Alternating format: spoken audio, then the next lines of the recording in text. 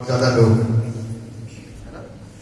ज्यादा सर्दी और ज्यादा लोग प्रभु का धन्यवाद हो। कल सोच रहा था कि कल कोहरा आ गया था, 7-7:30 घंटे के टाइम तक कोहरा बड़ी जल्दी आ गया था।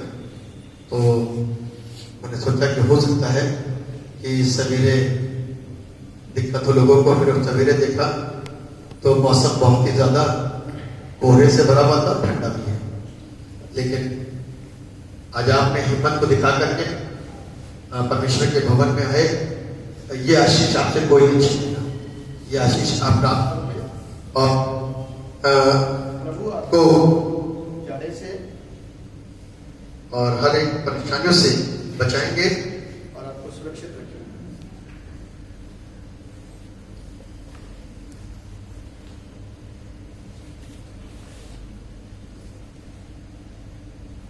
इससे पहले कि हम लोग वचन में आगे बढ़े, मैं सब निकाल लीजिए। मैं आपको बताऊंगा कि कहाँ से इसे पढ़े गए थे। वाला माइक दे दीजिए। हेलो,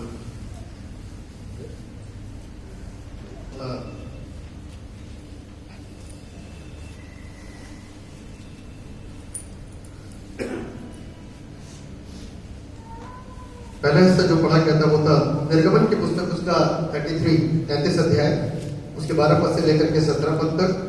और दूसरा हिस्सा जो पढ़ा गया था वो था यूहन्ना रचित सुसमाचार, उसका पहला अध्याय और उसके 35 पद से लेकर के 42 पद। और उत्तरवादी पाठ के रूप में जो हिस्सा पढ़ा गया था वो था भजन संहिता 16। और इनसे संबंधित जो आज का थीम है, जो आज का शीर्षक है, वो कुछ इस प्रकार से है, true followers of Christ seek to live always in his presence. प्रभु यीशु के सच्चे अनुयायी अपने प्रभु की उपस्थिति में सदा बने रहने का प्रयत्न करते हैं। प्रभु यीशु के सच्चे अनुयायी अपने प्रभु की उपस्थिति में सदा बने रहने का प्रयत्न करते रहते हैं। इस वचन के ऊपर, इस शीर्षक के ऊपर आज हम लोग मनन करेंगे। इससे पहले कि हम लोग वचन में आगे बढ़े, हम अपनी आंखों को बंद करेंगे और दुआ में एक साथ शरीक हों। प्यारे खुदा यीशु मसीह, हम आपको धन्यवाद देते हैं इस जिंदगी के लिए जो आपकी दया से, आपकी करुणा से हमको प्राप्त हुई, महिमा से प्राप्त। दुआ करते हैं प्यारे पिता परमेश्वर, खासतौर पर ये वचन के भाग को प्रभु बहुत अच्छी तरीके से प्रभु अपने दास के द्वारा बुलवाइए, ताकि महिमा से बात को मिले, सुनने वाला आशीषित हो सके और अपने साथ में यहाँ से अच्छी बातों को ले जा सके और प्रभु महिमा से बात हो। हमारा विश्वास है दरपिता कि इस कलाम की शिक्षा से हम सब आशीष पाते हैं। अपनी देह हम सबके ऊपर बनाइए, देखने, सुनने और समझने में हम सब दुआ आपके नाम में मांग लेते, जैसे सुनिए और करिए। आमीन। प्रभु यीशु के जीवित और समर्थी नाम में आप सब लोगों को जय यीशु मसीह की। प्रभु का धन्यवाद देते हैं कि वो निरंतर हमको और आपको अवसर और मौके प्रदान करते हैं कि हम उनके द्वारा वचन की आशीषों को प्राप्त करें और उनके नाम को महिमा दें। हम लोग जिस टॉपिक के ऊपर मनन कर रहे हैं, एक बार फिर से मैं चाहता हूं कि आप उसको ध्यानपूर्वक सुने।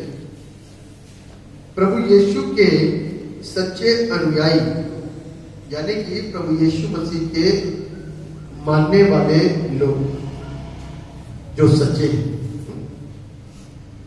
प्रभु की उपस्थिति में सदा बने रहने का प्रयत्न करते हैं। प्रभु की उपस्थिति में सदा बने रहने का प्रयत्न करते हैं। अब प्रभु की उपस्थिति में किस तरीके से एक सच्चा अनुयायी बना रह सकता है? कैसे आप प्रभु में डेली बने रहें, हर पल बने रहें, हर लम्हे में बने रहें, क्योंकि एक शिक्षक जो होता है, सिखाने वाला, आप उसके हर अंदाज के अंदर सिखाने की क्रियाओं को और क्षमताओं को देखेंगे। वो निरंतर सिखाने में और निरंतर बताने में अग्रसर रहता है और अच्छी बातों को सदा सिखाने में प्रगतिशील रहता है। और आज जिस विषय के ऊपर हम लोग मनन कर रहे हैं वो धार्मिकता से जुड़ा हुआ है। लिखा है धार्मिकता से इसलिए जुड़ा हुआ है क्योंकि यहां पर एक नाम आ गया, वो है प्रभु यीशु। प्रभु यीशु मसीह का नाम जहां पर आ गया, जो कि हर जगह पे मिलता है। प्रभु यीशु मसीह का नाम हर जगह मिलता है। कौन सी ऐसी पुस्तक जहां पर प्रभु यीशु मसीह का नाम नहीं है? लेकिन इसकी जानकारी अभी तक लोगों ने प्राप्त नहीं की। धर्म की पुस्तक में यदि देखें तो बाइबल को जैसे ही पढ़ेंगे तो यीशु मसीह का हवाला आपको कई जगह मिलेगा, तो लोग समझ जाएंगे कि क्रिश्चियनिटी की बातचीत हो रही है। यदि ईसा मसीह की बातचीत की जाए, ईसा मसीह बोला जाए, तो हमारे मुस्लिम भाई बहन भी समझ जाएंगे कि ईसा अलैहिस्सलाम का जिक्र उनके कुरान के अंदर बहुत खूबसूरती के साथ में किया गया है। और उसको यहां तक बताया गया कि जब वो छोटे थे तो अपने छोटी अवस्था में बड़े बड़े चमत्कार किया करते थे। कैसे? जैसे मिट्टी की चिड़िया के अंदर दम फूंक देते थे और वो जीवित हो जाती थी और उड़ना शुरू होती। ऐसा कुरान के अंदर उनके जिक्र है, उनकी जानकारियों में ये सारी बातें हैं। और उसके अलावा हमारे वेदों के अंदर यीशु मसीह का जिक्र कई जगह आया है, कई जगह आया है। मंत्रों में यीशु मसीह का जिक्र आया है और वेदों में कई जगह यीशु मसीह का जिक्र आया है। तो यीशु मसीह से कोई ऐसा धर्म का किताब नहीं जो बची हुई है, क्योंकि वो परमेश्वर जो सारी चीजों का रचने वाला है, सारी चीजों का बनाने वाला है, सारी चीजों को एक विजुअल रूप देने वाला परमेश्वर है, दृश्य रूप देने वाला परमेश्वर है, तो वो क्या नहीं कर सकता? वो क्या नहीं कर सकता? वो सब कुछ कर सकता है।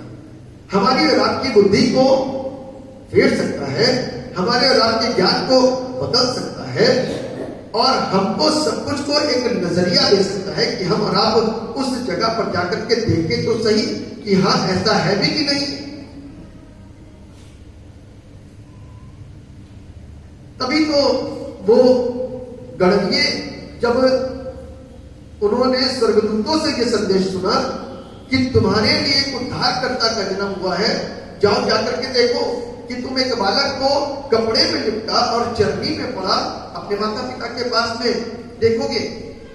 तो उन्होंने कहा चलो देखते हैं कि सच्चाई है कि नहीं। आज की तारीख में आज अन्य विश्वास के लोगों को देखना है कि सच्चाई है कि नहीं।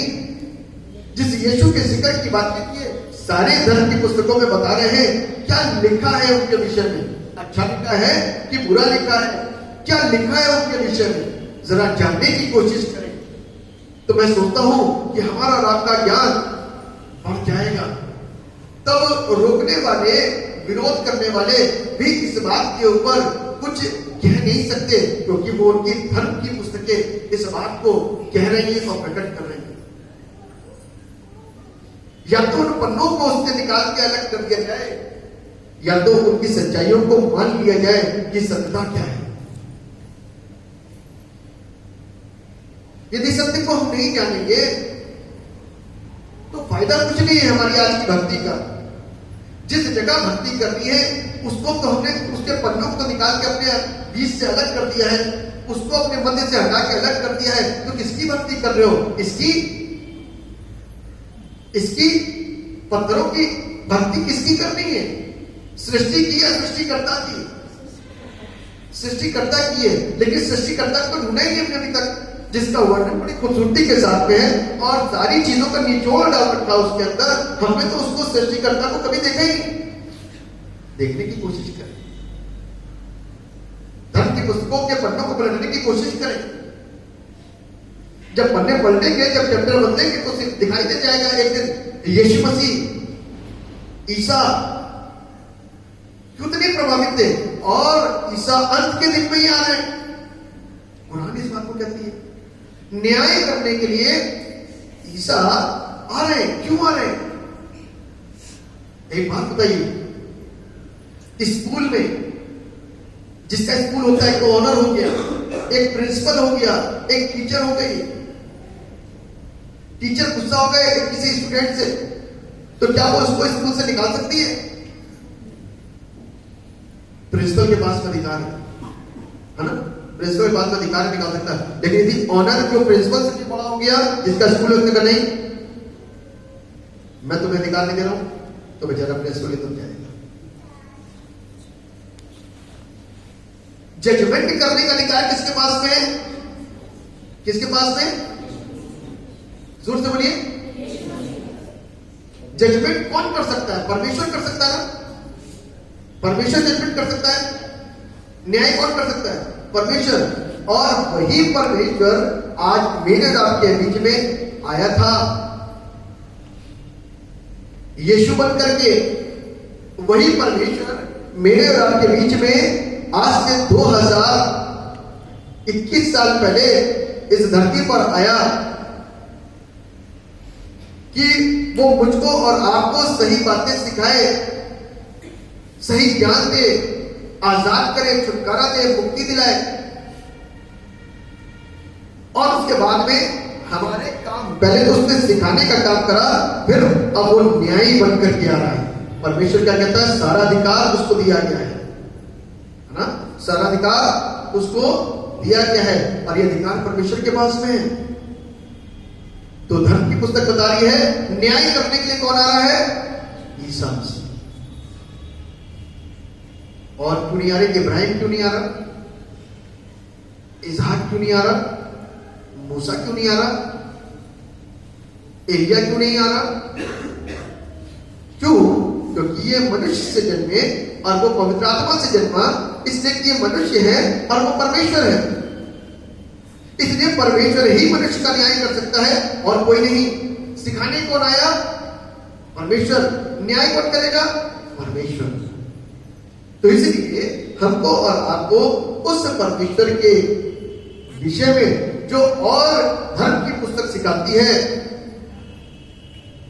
गीता के अंदर अंत के अध्याय के अंदर लिखा हुआ है कि वो श्वेत वस्त्र पहने हुए जगत का न्याय करने के लिए चला आ रहा है। तो ये सारी चीजें जो एक साथ हमको सब पुस्तकों में मिलती हैं, तो कहीं ना कहीं एक बार दिमाग जाना तो चाहिए, स्ट्राइक करना तो चाहिए कि ऐसी चीजें इसमें क्यों लिखी हुई है, हमारी धर्म की पुस्तकों में क्यों लिखी हुई है। हमने तो यीशु मसीह को या क्रिश्चियन रिलीजन को या क्रिश्चियन के ईश्वर को सिर्फ गॉड के नाम से बोलते हैं। गॉड है ना, गॉड का मतलब कोई जानता नहीं है वैसे, लेकिन गॉड बोलते हैं। अच्छी बात है कि आप गॉड बोल रहे हैं, क्योंकि हमको सदा हम लोगों ने अंग्रेजों से जोड़ा है, हमारे ईश्वर को सदा अंग्रेजों से जोड़ा है। तो आपकी पुस्तक में वो क्या कर रहा है और धर्म की पुस्तकों में वो क्या कर रहा है, जिसके विषय में बड़ा साफ खुलासा, बड़ा साफ एक्सप्लेनेशन। बाहर ले जाइए आप बच्चे को, बच्चा शोर मचा रहा है तो बाहर ले जाइए ताकि सब लोग डिस्टर्ब ना हो।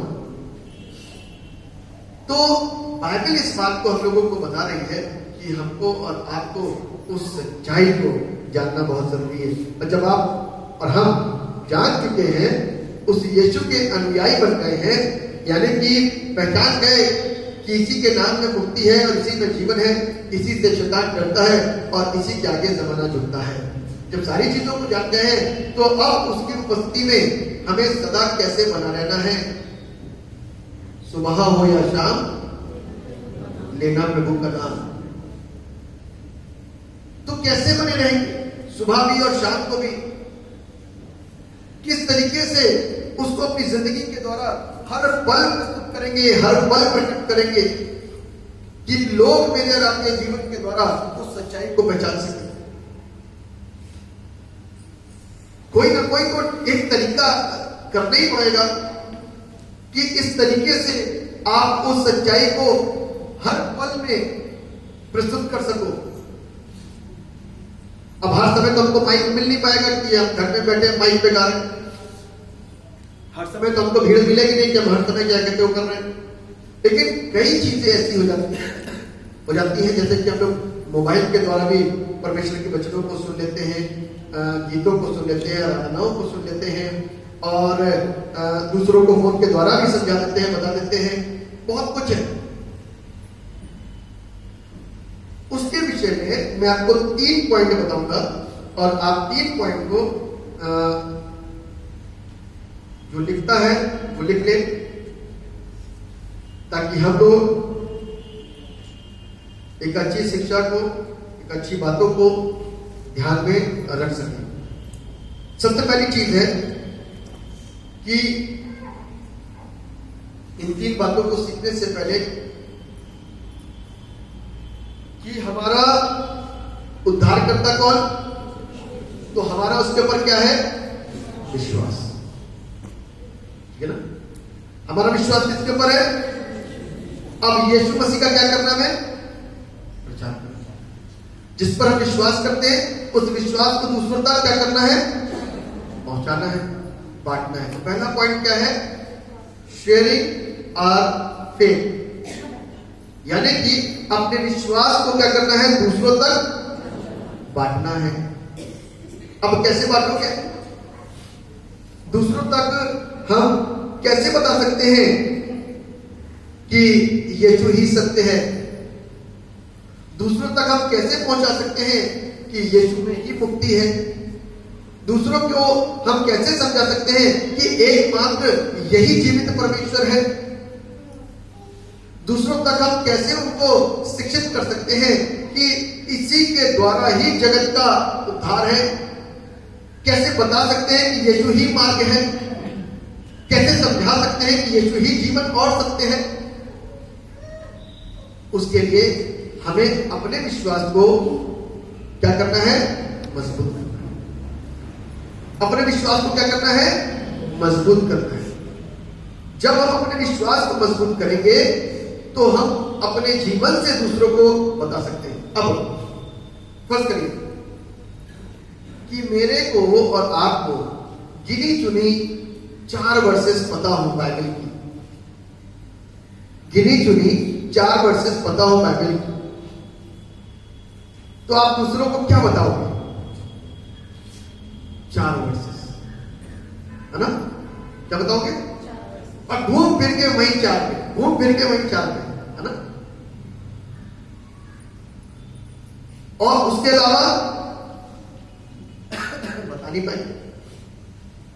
तो उसके लिए बाइबल बताती है कि हमें अपने विश्वास को जो बांटना है ना, बाइबल रेफरेंस आपने बता दी 4, वो 4 सफिशिएंट है। आप किसी भी तरीके से आप उसको मोल्ड कर सकते हो, उसको सच्चाई बता सकते हो, लेकिन आपके अंदर का जो अनुभव है ना, वो एम्फेसिस देगा, वो जोर डालेगा, वो प्रेशर बनाएगा, वो अनुभव को बांटेगा। और जैसे ही वो बांटेगा वैसे ही सामने वाले की जिंदगी आपके शब्दों के द्वारा बदलनी शुरू हो जाएगी।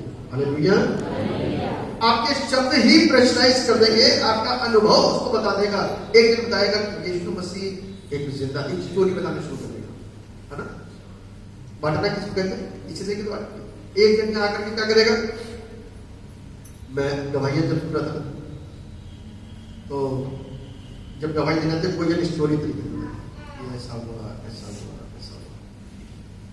एक जन जब आत्मा में भर जाता है और तालियां ज्यादा जोर से बजी तो समझ लो कि लोगों की जिंदगी में काम होगी। तो मैंने देखा है कि गवाही में तालियां बहुत जोर से बजी, तो इसका मतलब कि लोगों ने ज्यादा सुन लिया और उन पर असर नहीं हुआ। तालियां बजने का जो सिस्टम हुआ ना, वो क्यों हुआ? क्योंकि उस गवाही ने आपकी जिंदगी को छुआ, उसके शब्दों ने, उसके बोलों ने आपको छुआ। उसके अनुभव ने, उसकी सच्चाई ने आपको छुआ और सामने वाले की जिंदगी बदल गई। एक्सप्रेशन आया, जोरदार ताली। हालेलुया। समझ रहे ना? तो बांटना किसको कहते हैं? बांटना इसको कहते हैं कि आपके शब्दों के अंदर इस तरीके का बातचीत होनी चाहिए। अनुभव होता है, देखिए अनुभव। और जैसे कि आपने ट्रेनिंग कर ली, कोई ट्रेनिंग कर लिया, आप बताओगे कि यहाँ ऐसा ऐसा ऐसा ऐसा। फिर जब इंजेक्शन लगाओगे ना, तब बताओगे कि मालूम है, ट्रेनिंग में जब आप सिर्फ लिटरेचर क्या कहते हैं, सिर्फ थ्योरेटिकल पढ़ोगे तो बताओगे कि जी इस तरीके से हाथ में लगाते हैं, ये करते हैं, वो करते हैं। लेकिन जब आप प्रैक्टिकल करोगे तो बताओगे कि इस तरीके से ही लगाया जाता है, थोड़ा ध्यान देना पड़ता है, ऐसे ऐसे रब किया जाता है, देखना पड़ता है किसी के शरीर में क्या है, क्योंकि कई शरीर ऐसे भी होते हैं कि कहीं पर दिक्कतें भी आती है। तो बहुत कुछ चीजों को ये अनुभव से प्राप्त होता है, ये एक्सपीरियंस से प्राप्त होता है। और जब तक आपकी जिंदगी के अंदर अनुभव नहीं है, कभी भी यीशु मसीह को तो आप बांट सकते नहीं। यीशु मसीह को बांटने के लिए अनुभव का होना बहुत जरूरी है। आप और आप सिंपल तरीके से बोलते हैं, आप में से बहुत सारे लोग बोलते हैं क्या भाई चर्च में जाओ, दुआ होगी और ठीक हो जाओ, दुष्टात्मा भाग जाएगी। लेकिन दुष्टात्मा को जब दुआ करके निकाला जाता है, प्रभु यीशु मसीह आज्ञा देते हैं, तो वो अनुभव आपके पास में होना बहुत जरूरी है, तभी तो बता पाओगे। वो यीशु मसीह ने आपकी जिंदगी के अंदर किया क्या, वो अनुभव जब आपके पास में होगा, तभी तो आप दूसरों को बता पाओगे कि यीशु है कौन। आप प्रचार किसको करते हो? यीशु को। उस यीशु को जब हम और आप प्रचार कर रहे हैं, उस यीशु को जब हम और आप बता रहे हैं, तो क्या बताएंगे कि यीशु मरियम से पैदा हुआ, रूह कुदूस की सामर्थ से पैदा हुआ। अब रूह कुदूस है क्या? अनुभव नहीं तो कहां से बता पाओगे रूह कुदूस? पवित्र आत्मा का अनुभव नहीं तो बता कहां से पाओगे पवित्र आत्मा? इसीलिए तो पवित्र आत्मा का कई बार लोग मजाक बना देते हैं, क्योंकि उनको पवित्र आत्मा का अनुभव नहीं है। जब तक अनुभव नहीं आएगा, तब तक हम यीशु को प्रचार नहीं कर पाएंगे। हम नंबर में पड़ जाएंगे, लेकिन यीशु मसीह को कभी भी हम बांट नहीं सकते, क्योंकि हमारा विश्वास यीशु पर तो है, लेकिन वो अभी तक स्ट्रॉन्ग नहीं हुआ, क्योंकि मेरे और आपके पास में अपने व्यक्तिगत अनुभव नहीं। एक अनुभव जो मुझको चंगाई मिली, एक अनुभव जो मुझको छुटकारा मिला, एक अनुभव आत्मिक अनुभव होता है जिसको पवित्र आत्मा का अनुभव कहते हैं। ये दो अनुभव है, जिस दिन मुझको और आपको मिलेंगे, उस दिन मेरे और आपके बताने का अंदाज अलग होगा। अभी आपने शशि के द्वारा गवाही सुनी, तो गवाही क्या थी कि पहले जब मैं साधारण थी, प्रभु यीशु को नहीं जानती थी, तो मैं बोलने में, इतनी भीड़ के सामने बोलने में हिचकिचाती थी, शर्म आती थी, डर लगता था, घबराहट होती थी। लेकिन आज यीशु को ही बता सकती। मेरे साथ में रात में कितने लोग ग्रुप में जुड़ते हैं? रात में ही तो जोर से ऊंचा नहीं, कितने लोग रात में ग्रुप में जुड़ते हैं? आप ग्रुप में जुड़ते, रात में पूजा करते, जो रात में ग्रुप में जुड़ते हैं दुआ में, हाँ हाथ ऊंचा करिए ताकि लोग आपको देखें। ये रात में आप उठाओ जी, हाँ ये रात में, और इससे 10 लोग और हैं करीब, हाथ नीचे करेंगे। ये रात में 9 बजे से लेकर के 10:30 पौने 11 तक या 11 बजे तक, रात में डेली लॉकडाउन से लेकर के अभी तक ये ग्रुप में जुड़ रहे हैं। आप किसी को भी उठाओ और प्रीचिंग करवाओ, जबरदस्त प्रीचिंग करेंगे। किसी को भी उठाओ, दुआ कराओ, जबरदस्त दुआ करेंगे। किसी को भी उठाओ, कुछ भी करवाओ, ये जबरदस्त तरीके से करेंगे। एक स्ट्रॉन्ग पिलर बन गए, प्रभु ने इनको इस्तेमाल करा। आप देखो ना, बोलने में ही पता चल जाता है कि आप किस तरीके से गा रहे हो, किस तरीके से प्रभु के नाम को महिमा दे रहे हो। Strong pillar. इनकी दुआ ऐसी नहीं कि खिसती चली आ रही, आप एंटी नहीं कर पा रहे उसका। कुछ लोग दुआ ऐसे करते हैं, उनका एंटी नहीं होता है, वो खींचते चले जाते, रिपीट करते आ रहे दुआ को। इस तरीके से नहीं करना, अनुभव लीजिए। और अभी पीछे क्रिसमस सीजन में करीब मैं ऑलमोस्ट 20 से 22 या 25 दिन नहीं जुड़ा, लेकिन ये ग्रुप अकेले जुड़ करके सारी चीजों को मैनेज करता रहा। हम भी नहीं जुड़े, पादी लॉरेंस और उनके भाई भी जुड़ते रात में, वो लोग भी जुड़े, और ये ग्रुप मैनेज करता रहा बहुत अच्छी तरह।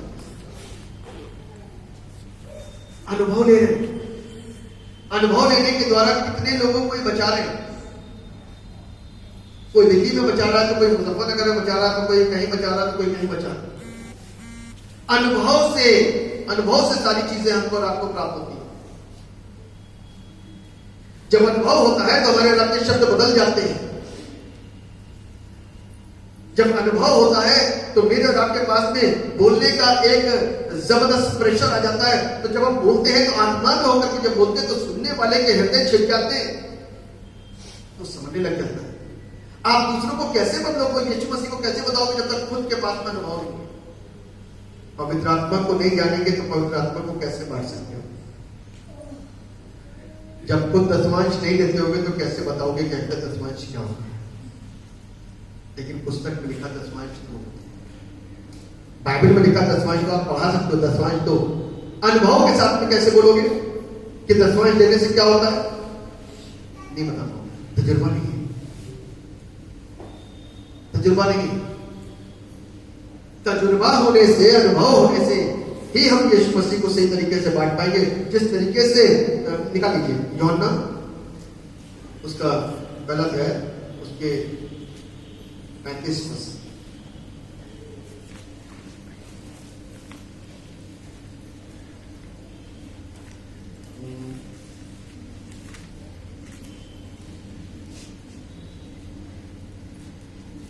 पढ़िए 35वां पद। दूसरे दिन फिर यूहन्ना और उसके चेलों में से 2 जन खड़े हुए थे और उसने यीशु पर जो जा रहा था दृष्टि करके कहा, देखो यह परमेश्वर का मेमना है। तब वे दोनों चेले उसकी यह सुनकर यीशु के पीछे हो लिए। यीशु ने मुड़कर उनको पीछे आते देखा और उनसे कहा, तुम किसकी खोज में हो? उन्होंने उससे कहा, हे रब्बी अर्थात हे गुरु, तू कहाँ रहता है? उसने उनसे कहा, चलो तो देख लोगे। तब उन्होंने जाकर उसके रहने का स्थान देखा और उस दिन उसके साथ रहे। यह 10वें घंटे के लगभग था। बस लिखा हुआ है यूहन्ना ने यीशु मसीह के विषय में कहा, देखो यह परमेश्वर का मेमना है।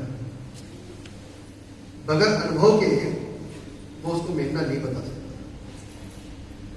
बगैर नॉलेज के वो उसको मेमना नहीं बता सकता। बगैर ज्ञान के, बगैर प्रकाशन के, बगैर प्रगटीकरण के वो उसको लैम्प ऑफ गॉड नहीं कह सकता। और उसने बड़ा स्पष्ट बोला कि वो देखो वो परमेश्वर का मेमना है। तो 2 लोग उसके पीछे हो लिए। यीशु ने पलट कर देखा, किसकी खोज में हूं? कहता, हम आपसे बात करना चाहते हैं, आपकी खोज में है, आप कहां रहते हैं? तो उस दिन वो उनके साथ में गए और यीशु के साथ में ही रुके। यीशु के साथ में रुकने का अर्थ मालूम क्या होता है? अनुभव लेना, है ना? यीशु के साथ में रुकने का अर्थ मालूम क्या होता है? अनुभव। उन्होंने अनुभव लिया और बाइबल कहती है 40वें पद में उन दोनों में से जो यूहन्ना की बात सुनकर यीशु के पीछे हो लिए थे, एक शमौन पतरस का भाई अंद्रियास था। उसने पहले अपने सगे भाई शमौन से मिलकर उससे कहा, हमको क्रिस्त अर्थात मसीह मिल गया। वो उसे यीशु के पास लाया। यीशु ने उस पर दृष्टि करके कहा, तू यूहन्ना का पुत्र शमौन है, तू कैफा अर्थात पतरस कहलाएगा। अब जब हमको अच्छी चीज मिल गई तो उसको बांटना है ना। बहुत सारे बच्चे अपनी टॉफी बांटते हैं। माँ बाप सिखाते हैं, बेटा शेयरिंग करना बहुत अच्छा होता है ना? शेयरिंग करना बहुत अच्छा होता है। लेकिन कुछ लोग छिपा छिपा के रखते हैं, उनको शेयर करना नहीं है। अपनी अच्छी चीजें हम दूसरों के साथ में बांटते नहीं है, अपने दुख बांटते जाकर, है ना? बांटते। यहाँ पर ज्यादातर लोग दुख बांटने आते हैं। पादरी साहब हमारा घर नहीं चल रहा, पादरी साहब हमारे सैलरी में बरकत नहीं, पादरी साहब ये, पादरी साहब वो, पादरी साहब। और जो खुशी है, कोई बताता पादरी साहब मन में मेरी सैलरी 50,000 रुपये, कोई आज बताता मेरे को? कोई नहीं बताता, कभी नहीं बताता। दुख आकर के बताता कि किसी ने कभी किसी को सही सैलरी बताई नहीं होगी जल्दी से, बहुत रेयर। भाई साहब हर महीने इतनी इनकम होती है हमारी, कोई बताता करके? आश्चर्य मिली भी होगी ना तो उसको भी छिपा करके रखेंगे, दुख बता देंगे। हमारा आदमी शराब पीता है, हमारे बच्चे हमारे कहने बनेंगे, ऐसा है वैसा है, बीमार रहते हैं, कितने समय से बीमार चल रहे हैं, कितने डॉक्टरों को बदल दिया, अभी तक आराम ही नहीं मिल रहा। बात किसी ने आपको यहाँ के विषय बताया, चलो चल के दुआ करवा दो, दुखी बताए। ये अच्छी चीजों को बांट रहा है। हमको कौन मिल गया? हमको क्रिस्ट मिल गया। कौन मिल गया? क्रिस्ट मिल गया, यीशु मिल गया, जीवन मिल गया, सत्य मिल गया, मार्ग मिल गया, जीवन मिल गया। और इस जीवन को जब मिल गया तो दूसरों को जाकर के बांटो। उसने सबसे पहले अपने भाई को बताया, सबसे पहले किसको बताया? अपने भाई को जाकर के बताया, हमको प्रभु मिल गया, चल के देखते हैं। तो उसने प्रभु यीशु मसीह ने जब उसको आते हुए देखा तो उसने कहा कि तू कैफा अर्थात पतरस कहलाएगा, जिसके ऊपर मैं अपनी कलीसिया। कलीसिया का मतलब मालूम क्या होता है? विश्वासी। एक जन ही कलीसिया है, एक जन ही चर्च है। एक ईंट जो इस पे लग रही है ना, वो चर्च है। यानी कि मतलब एक मैं अकेला व्यक्ति चर्च हूं, क्योंकि एक ईंट यहां से हट जाए तो ऊपर वाली ईंट नीचे आ जाएगी, तो फर्क पड़ता है। तो ईंट से ईंट मिलती है जब, एक दूसरे से इंटरकनेक्टेड होती है जब, तब वो एक बिल्डिंग की स्थापना करती है, तब एक कलीसिया की स्थापना होती है। ठीक है? तो हम और आप किसी को और अपने आप को कम न आते, क्योंकि परमेश्वर हमको कम नहीं आता है। उसने कहा तू कलीसिया होगा, मैं तुझ पर अपनी कलीसिया स्थापित करूंगा, तुझ पर तू मेन सिरा होगा, है ना? मैं नीचे वाला पत्थर यदि कमजोर और टूटा हुआ तो ऊपर वाली बिल्डिंग रुक सकती क्या उसके ऊपर? नहीं रुक सकती। तू मेन होगा और तुझ पर मैं अपनी कलीसिया स्थापित करूंगा। बांटना शुरू करें। बांटना मालूम है बांटने से कितने फायदे हो सकते? कमजोर को आप मजबूत बना सकते हो, और हो सकता है कोई आपसे ज्यादा प्रभावशाली बंदा आपको मिल गया तो आपकी सेवकाई के अंदर कितना बड़ा सपोर्ट मिल जाएगा, कितना बड़ा सपोर्ट मिल जाएगा। जिस चीज को कहने में बोलने में आप शर्माते हो, उस चीज को हो सकता है वो सामने वाला बंदा कहते। किसी का प्रभाव इतना ज्यादा हो कि उसके साथ में कई हजारों की भीड़ पीछे हो, तो बांटने से कभी भी पीछे मत हटिए, क्योंकि शेयरिंग आपके इंपॉर्टेंट। यदि हम बांटेंगे तो दूसरे आशीष पाएंगे। हालेलुया। तो इसलिए आज से बांटना सीखे, सिर्फ खाना ना बांटे, अच्छी चीजों को भी बांटे, है ना? अच्छी चीजों को भी बांटे, दुखी दुख ना बांटे, अच्छी चीजों को भी बांटे, ताकि प्रभु की आशीषें दूसरे लोग सुन करके प्रभु के पास में आ सके। दूसरा पॉइंट, वर्किंग आवर फेथ, अपने विश्वास के साथ में काम करना शुरू करें। प्रभु यीशु मसीह ने कहा, मत्ती रचित सुसमाचार उसका 28वां अध्याय और उसके 18वें पद में, निकालिए जरा, जिस किसी को मिले और पढ़े, पढ़िए, जिस किसी को मिले पढ़े। यीशु ने अपने पास आकर कहा, हाँ स्वर्ग और पृथ्वी का सारा अधिकार हाँ, मुझे दिया गया है, स्वर्ग और पृथ्वी का सारा अधिकार मुझे दिया गया है, इसलिए तुम जाओ, सब जाति के लोगों को चेला बनाओ, सब जाति के लोगों को चेला बनाओ, और उन्हें पिता और पुत्र हाँ और पवित्र आत्मा के नाम से बपतिस्मा दो। बस, और उन्हें पिता पुत्र और पवित्र आत्मा के नाम में बपतिस्मा दो। इसको बोलते हैं काम करना। एक तो हो गया सिर्फ आपने अपने घर बैठे बांट दिया, चर्च में खड़े में बांट दिया, अपने ड्यूटी के स्थान पर बांट दिया, जहां काम करते हो वहां पे बांट दिया, बस में बांट दिया, मतलब कि स्थिर रहते हैं। लेकिन अब एक काम आता है जो खुद भी करना है, खुद भी करना है। अपने स्थान को छोड़ करके दूर जगह जाकर के इस काम को करना है, जो काम मिशनरियों ने आकर के किया। मिशनरियों को हम लोग कहते हैं ना कि बहुत बुरा भला कि आ गए, ये कर दिया और वो कर दिया, लोग मिशनरी को तरह तरह की बातें कहते हैं। लेकिन मैं कहता हूं कि वो मिशनरी आए तो आए क्यों? उनको कोई लालच था?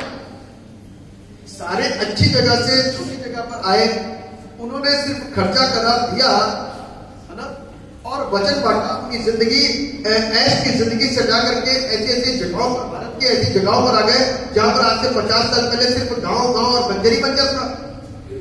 वहां पर आकर के उन्होंने चर्चेस स्थापित करे, इंस्टीट्यूशंस खोले और लोगों को सभ्य बनाया, उनको शिक्षा दी, उनको सिविलाइज किया।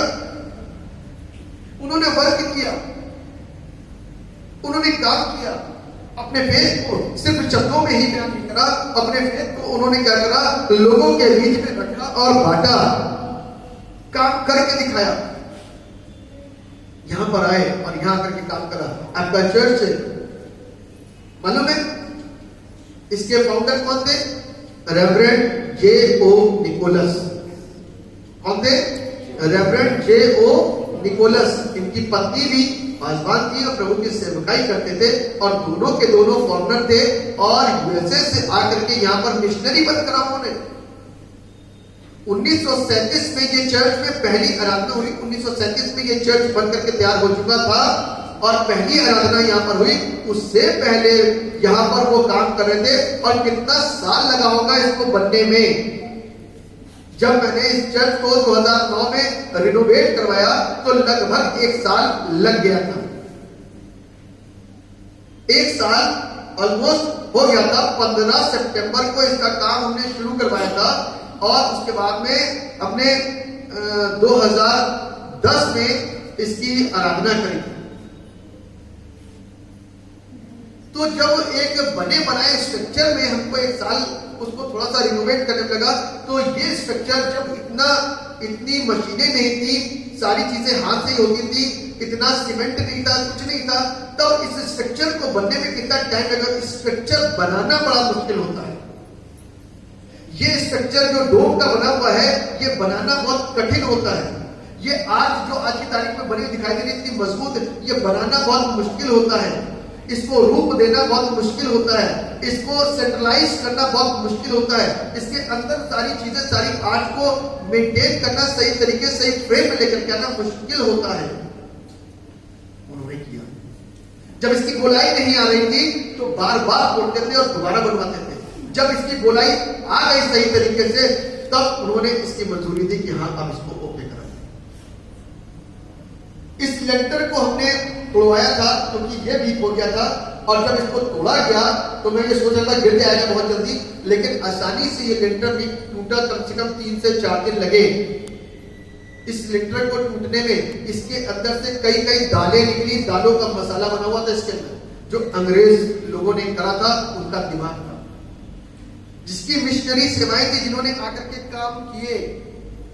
और सिर्फ बिल्डिंग ही नहीं बनाई, एक बिल्डिंग ऐसी खड़ी करी थी खतौली चर्च के खतौली की कि यहाँ पर आकर के जो भी आए विश्वास में सच्चाई को जाने और सच्चाई का अनुसरण करें। ये इंस्टीट्यूशन जो यहाँ पर आज क्रिकेट का नाम से स्कूल है, ये कभी हम लोग का स्कूल हुआ करता था, ठीक है, स्कूल हुआ करता था और यहाँ पर पढ़ाया जाता था। लोगों को, उनका उद्देश्य था कि लोगों को बुद्धि भी दी जाए, उनको नॉलेज दी जाए, एजुकेट भी किया जाए और आत्मिक एजुकेशन भी उनको दी जाए। ये उनके उद्देश्य था।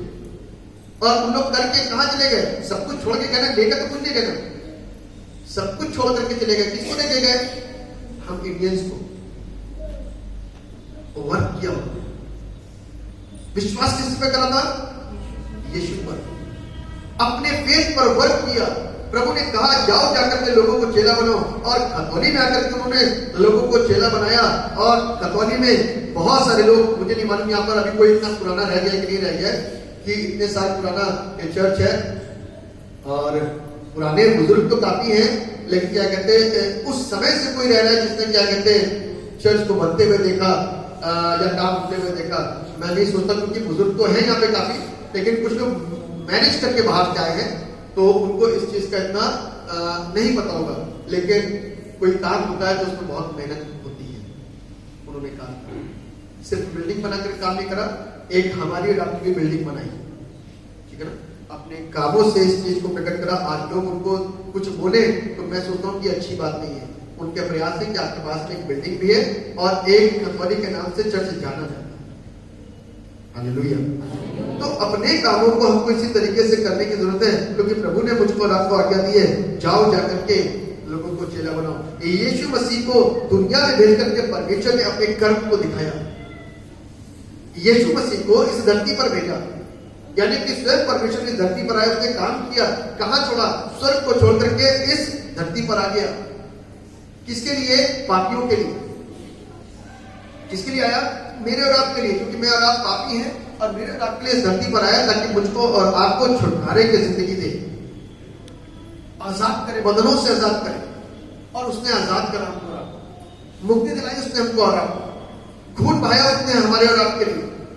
क्रूस का निशान जो देखते हैं, लोग कानों में टांग लेते हैं, लोग गलों में टांग लेते हैं, तरह तरह की चीजों पर लगवा लेते हैं, लेकिन उसकी वैल्यू नहीं मालूम है, उसके विषय में नहीं मालूम। तो उसने तो काम किया, हम और आपको भी काम करना है। अपने विश्वास को, जो विश्वास ना, अपने विश्वास पर काम करना है ताकि वो प्रभु को महिमा मिल सके। तीसरा और अंतिम पॉइंट आपके साथ में शेयर करूंगा।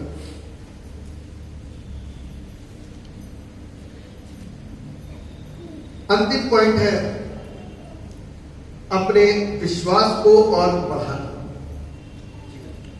अपने विश्वास को और बढ़ाना। फर्स्ट, आज एक पहली शुरुआत होती है थियोलॉजिकल, जो हमारी थ्योरेटिकल जो ट्रेनिंग होती है, थ्योरी होती है, हम थ्योरी पढ़ते हैं। पहला दिन हमको मिलता है इंजेक्शन लगाने का, तो वो क्या अनुभव होता है? जिस दिन पहला इंजेक्शन आपको लगाना होता है किसी पेशेंट के ऊपर, तो क्या लग रहा होता है? डर लगता है ना, कि हमसे कुछ गलत ना हो जाए, उल्टा सीधा ना हो जाए, और ये भी लगता है कि ये चुभने वाली चीज है, उसके ज्यादा बुरी तरीके से ना लग जाए, ये सारी चीजें। लेकिन जिस दिन आप लगा लेते हो,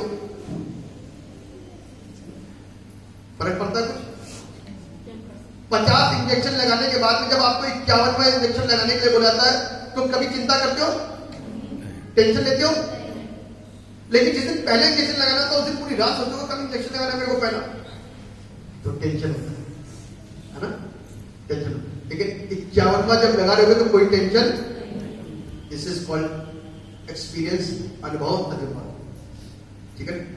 और इसके अलावा यदि आपको मोटा वाला सुआ मिल जाए लगाने के लिए, 51 लगाने के बाद में, जिसको कभी नहीं लगाया है, तो डर लगेगा, अरे ये तो बहुत बड़ा वाला है। कई बार दिया था ना, दिल पे मारा था, एक बार लेके उठे, वो दिया जाए तो कैसे होगा? एक बार डर लगे। इसको बोलते हैं विश्वास में और मजबूत होना, नया विश्वास बनाना, विश्वास को डबल करना और अधिक जानना। आपके पास में तजुर्बा सिर्फ इंजेक्शन का था, पतली सुई का था, अब मोटी सुई कर दी। मतलब कि एक के बाद एक आपके ऊपर तजुर्बे पे तजुर्बे, अनुभव होते जा रहे हैं। इसीलिए हम और आप एक्सपीरियंस कहलाते हैं। इसीलिए हम और आप कैसे होते हैं? अनुभवी कहलाते हैं। तो परमेश्वर के वचन में लगातार बढ़ते रहना हमको लगातार रोज नए अनुभव को देता है। आप दूसरों को सिखाओ, आप काम करते रहो, ये नया अनुभव होगा। मुझे याद है कि जब हम लोग दुआ करते थे तो कई कई घंटे हम लोग यहाँ पर बैठते थे, दुष्ट आत्मा वाले लोग आते थे। मुझे अच्छी तरीके से याद है, मैं भूला नहीं होगी। और जब शुरुआत हुई ना, तो हमारे चर्च के बहुत सारे लोग आने शुरू हुए। अरे भैया दुष्ट आत्मा निकल नहीं है, हमने तो आज तक कभी ऊपरियों को निकलते देखा ही नहीं है। तो चर्च में भीड़ लगती थी, सवेरे से लोग आने शुरू होते थे। देखेंगे भाई, कोई नया केस आ रहा तो ज्यादा खतरनाक है तो उसको देखने के आते थे। अब नहीं आता कोई बात नहीं, हो जाएगा, पाजी साहब है, उनके साथ में लोग हो जाएगा। पहले आते थे। उस समय जब हम लोग प्रार्थना करते थे तो तरह तरह के केस आते थे। एक ऐसा केस है, एक ऐसा केस है, एक ऐसा केस है, एक ऐसा केस है, सब अलग अलग तरीके के केस थे। लेकिन प्रभु एक के ऊपर एक, एक के ऊपर एक, एक के ऊपर एक, एक के ऊपर एक अनुभव। एक दिन कैंसर का केस आ गया तो कैंसर पे दुआ हुई, प्रभु ने एक नया अनुभव दिया, कैंसर ठीक हो। किसी की पथरी के लिए दुआ हुई, पथरी ठीक हो गई, प्रभु ने नया अनुभव दे दिया। किसी की गांठ थी, गांठ खत्म हो गई, प्रभु ने और नया अनुभव दे दिया। लगातार हमारे विश्वास को वो क्या करता गया? बढ़ाता चला गया। तो ये किस चीज से होता है? अंदर घुसने से और आगे बढ़ने से। जब तक हम बढ़ेंगे नहीं तो सीखेंगे नहीं, सीखेंगे नहीं तो सिखा नहीं पाएंगे। सिखा नहीं पाएंगे तो हम काम भी नहीं करेंगे, हम खामोश बैठ जाएंगे। इसलिए हमको और आपको खामोश नहीं बैठना है। यदि हमको और आपको जो हम यीशु मसीह के अनुयायी हैं उसमें बने रहना है तो पौलुस के समान हमें काम करना है।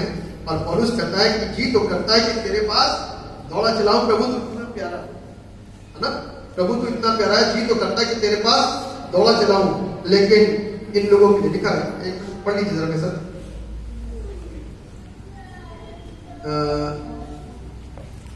फिलिपियों उसका पहला अध्याय और उसके 21, 22, 23 पढ़िए। क्योंकि मेरे लिए जीवित रहना मसीह है हाँ, और मर जाना लाभ है। जीवित रहना मसीह है और मर जाना लाभ है। पर इसको एक मरने से ये बंदा डरता नहीं है। मर जाने को क्या समझ रहा है? मर जाने को क्या समझ रहा है? खुशी की बात है ना। मर जाने को क्या समझ रहा है? खुशी की बात। लोग मरने से डरते हैं, मौत का नाम नहीं लेते। रात के समय मौत नहीं, दिन के समय मौत नहीं, शाम के समय मौत का नाम ना लो, मौत से डर लगता है। लेकिन ये बंदा कह रहा है जीना तो मसीह, जब तक यहाँ रहूंगा जीऊंगा मसीह के लिए, और मर जाना मेरे लिए लाभ है, क्योंकि जिस चीज की मैं कामना करता हूं वो प्रभु से मुलाकात हो जाएगी। ये मेरे लिए लाभ की बात है, मेरे फेवर की बात है। ठीक है ना, आगे क्या लिखा पढ़ना बेटा। पर यदि शरीर में जीवित रहना ही मेरे काम के लिए लाभदायक है तो मैं नहीं जानता कि किसको चुनूं। बस शरीर में जीवित रहना मेरे काम के लिए लाभदायक है, यानी कि मेरे को काम क्या करना। पौलुस चुना क्या, तू अन्य जातियों के लिए क्या होगा, मेरा दास होगा। और उसने अन्य जातियों के कितने लोगों को बदल डाला, किससे? अपने जीवन के द्वारा। जिसको मौत का डर नहीं है, जब प्रभु से मोहब्बत करता है तो क्या कर रहा है?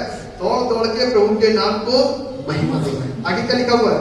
क्योंकि मैं दोनों के बीच अधर में लटका हूँ। जी तो चाहता है कि कूच करके मसीह के पास जा रहा हूँ, आगे क्योंकि यह बहुत ही अच्छा है।